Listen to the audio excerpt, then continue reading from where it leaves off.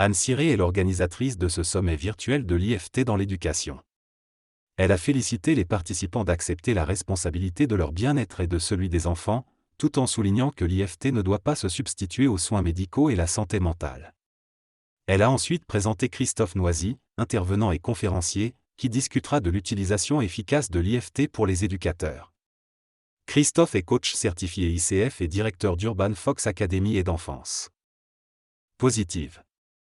Il a également une expérience militaire et utilise l'IFT pour aider les personnes souffrant de stress post-traumatique. Son parcours personnel et professionnel le prépare parfaitement pour aborder ces sujets lors de la conférence. Le narrateur parle de son parcours de vie et de son évolution en tant que père. Il mentionne qu'il a réalisé qu'il reproduisait des schémas éducatifs qui ne lui plaisaient pas, ce qui l'a amené à se remettre en question. Il explique que ses enfants le voient comme un père en constante évolution, passant de la version 1.0 à la version 3.0, et il est reconnaissant d'avoir découvert des outils tels que l'IFT pour améliorer sa relation avec eux. Le narrateur révèle également que sa famille a une longue tradition militaire, ce qui a contribué à sa rigidité en tant que père. Il se rend compte que cela a été difficile pour lui de sortir de ce schéma, mais il est déterminé à changer sa façon d'éduquer ses enfants. Il se rappelle des moments où il a imposé ses propres attentes sur ses enfants, mais il a réalisé l'importance de leur laisser le choix et de ne pas être trop rigide. Cet extrait fait référence à l'importance de la communication et de l'échange dans les relations intergénérationnelles. L'auteur partage son expérience personnelle, notamment sa confrontation à la mort de sa première fille et sa colère face à cette situation injuste. Il souligne également le manque d'accompagnement qu'il a vécu à l'époque. Par la suite, il évoque son engagement militaire pendant la guerre en ex-Yougoslavie, ce qui lui a fait prendre conscience de la nécessité de se poser des questions sur sa propre vie. Le narrateur raconte son expérience en tant que soldat dans une opération où il a été confronté à la violence et à la mort. Malgré son amour pour le risque et les sports extrêmes, il réalise la valeur de la vie après avoir perdu sa fille. Pendant son entraînement, il voit un jeune lieutenant décédé dans un accident de véhicule blindé, ce qui le choque profondément. Peu après, il rencontre un sergent qui se suicide, ce qui le bouleverse encore plus. Il ressent un sentiment de culpabilité et se demande s'il aurait pu éviter ces tragédies. Il se sent seul et cherche des réponses et du réconfort. Il mentionne également avoir exploré d'autres options, comme les fleurs de bac et l'Internet naissant, pour trouver de l'aide. Cependant, la marmite de ses émotions commence à déborder et il réalise qu'il ne peut pas simplement partir sans résoudre ses problèmes. Le narrateur raconte son expérience avec les algorithmes de Roger Callahan et de la thérapie du champ mental, TFD. Il a commencé à découvrir ces techniques en lisant le livre 5 Minutes Phobia Cured et a essayé de les appliquer lui-même lorsqu'il était en ex-Yougoslavie, une zone de guerre. Malheureusement, il n'a pas eu d'accompagnement psychologique et a dû faire face à la violence et à la mort de ses collègues. Cependant, il a rencontré deux infirmières norvégiennes qui connaissaient les travaux de Roger Callahan, ce qui lui a donné un sentiment de soutien. Malgré les difficultés, il a continué à tapoter et à trouver du réconfort dans cette pratique, même s'il ne comprenait pas exactement pourquoi cela fonctionnait. Il mentionne également que la TFD a été simplifiée ultérieurement par d'autres praticiens comme Gary Craig et Kev Drake, rendant ainsi la technique plus accessible. En conclusion, il souligne l'importance de tapoter les points spécifiques, peu importe la méthode utilisée, car cela peut avoir un effet bénéfique. Dans ce passage, l'auteur parle de l'importance de verbaliser et de tapoter pour réduire le stress. Il souligne qu'il existe différents protocoles et que chacun peut choisir sa propre technique. Il encourage les personnes à ne pas se stresser en se trompant dans les points de tapotement et à plutôt se concentrer sur leurs points préférés. Il mentionne également son expérience personnelle avec le tapotement, qui lui a permis de gérer le stress lors de situations dangereuses. Il mentionne aussi l'efficacité de l'EFT dans le traitement des vétérans de guerre en citant l'exemple d'un collègue qui a pu mieux gérer son anxiété grâce à cette méthode.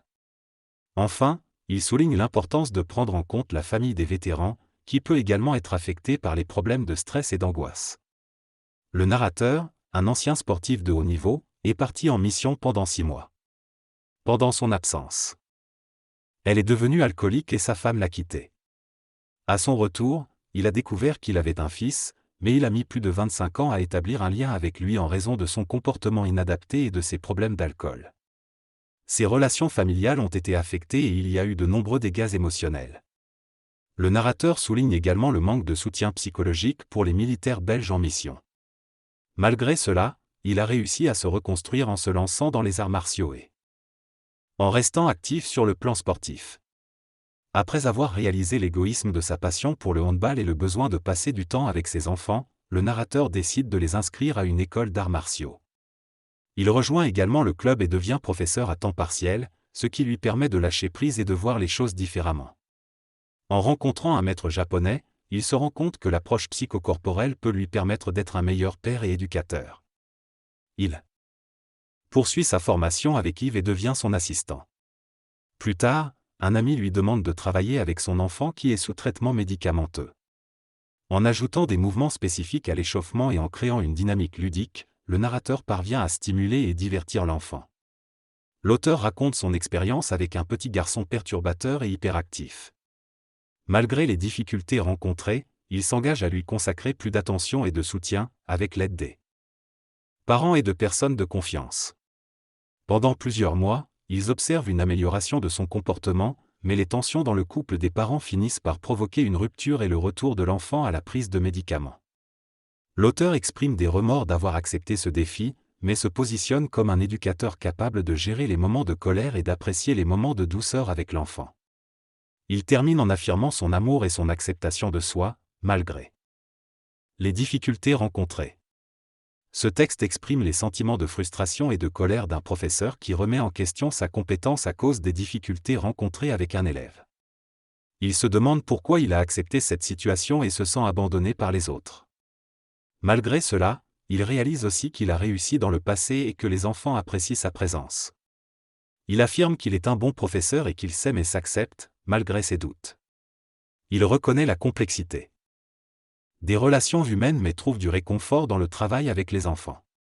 Au final, il encourage également son interlocuteur à se voir lui aussi comme un bon papa.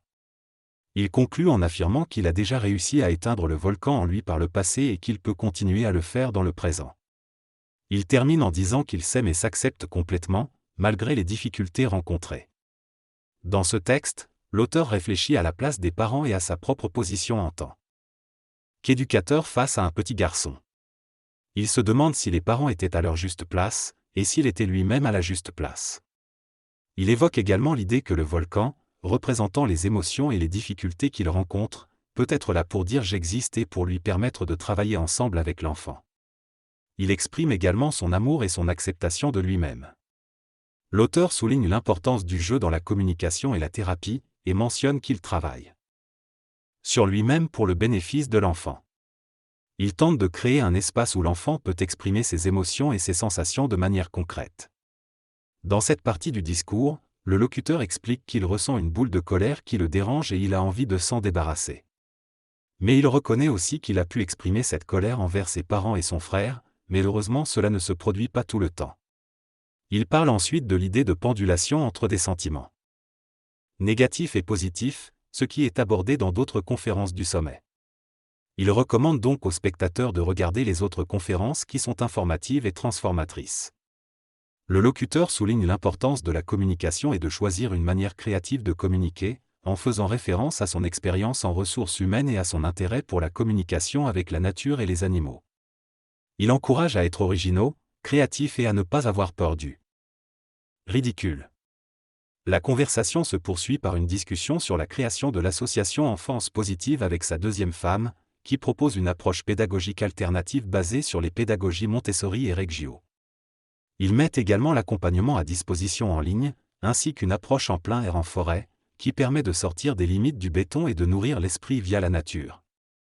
Le bonhomme dont il est question est appelé Moxo et il symbolise le fait de faire silence à l'intérieur de soi. L'intervenant travaille maintenant principalement avec des éducateurs en Corée, en proposant des séminaires de méditation active ou passive, axés sur la compassion envers soi-même. Le but est de permettre aux éducateurs d'être plus disponibles pour eux-mêmes afin de pouvoir être disponibles pour les autres. Le travail se fait en immersion, en couple, pour une durée de 4 jours, en utilisant des outils tels que Lifty, Intuition, Feeling, Thinking, Intention, le Kiko japonais, la respiration et la sylvothérapie, Shinrin-yoku.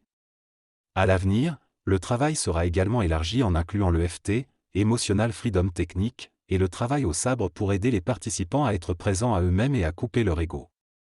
En outre, l'intervenant souhaite également utiliser la peinture et l'expression artistique pour aider les participants à lâcher prise et à exprimer leurs émotions. L'objectif global est de trouver un équilibre entre la philosophie orientale et occidentale, en restant en contact avec la nature et en valorisant le corps dans le processus éducatif. Il se réjouit de l'expansion des écoles démocratiques et de l'ouverture croissante des gens à ce type d'éducation. Ce témoignage évoque l'importance pour les parents de se former et d'évoluer en tant qu'éducateurs pour leurs enfants. L'idée est que les parents ne naissent pas avec toutes les compétences nécessaires pour élever leurs enfants, et qu'ils doivent donc apprendre et évoluer ensemble. L'intervenant souligne également l'importance de la communication dans l'éducation, et comment une communication défaillante peut causer des problèmes. Il partage son propre parcours de remise en question et de découverte des pédagogies alternatives, qui ont transformé sa façon d'enseigner les arts martiaux. Il souligne également l'importance de l'intention et de la conscience dans le processus de transformation et de guérison. Enfin, il présente le bonus offert aux participants, qui comprend des exercices de respiration, des séances de FT, Emotional Freedom Technique, et des vidéos supplémentaires. Le témoignage se termine en soulignant l'importance de partager les expériences et les connaissances pour aider les autres dans leur propre parcours d'éducation. Lors de la conversation précédente, j'ai mentionné que l'IFT, intégration par les mouvements oculaires, une technique de psychologie énergétique, me fait sourire. Lorsque je suis dans les bois en train de marcher. On me prend pour un guignol et je m'en fiche. J'apprécie vraiment de le faire.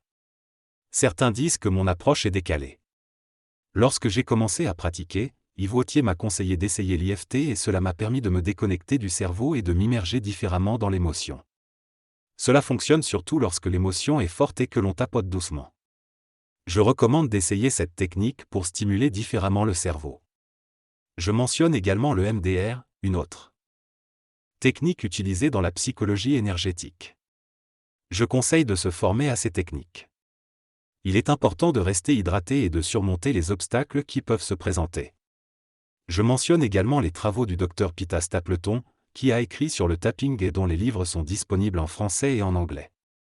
Elle mène également des recherches sur le sujet. Je mentionne d'autres références universitaires dans le domaine de la psychologie énergétique. Finalement, je souligne l'importance du travail et des efforts fournis par les praticiens de ces techniques à travers le monde. Merci à tous de nous avoir suivis jusqu'ici. Nous vous invitons à nous contacter pour toute question, y compris sur comment dire luxembourgeois en étant belge. En effet, bien que je vive au Luxembourg, je me considère comme une combinaison des deux cultures. Je me sens universel. Encore merci et au plaisir de vous retrouver lors d'une prochaine conférence. Au revoir à tous.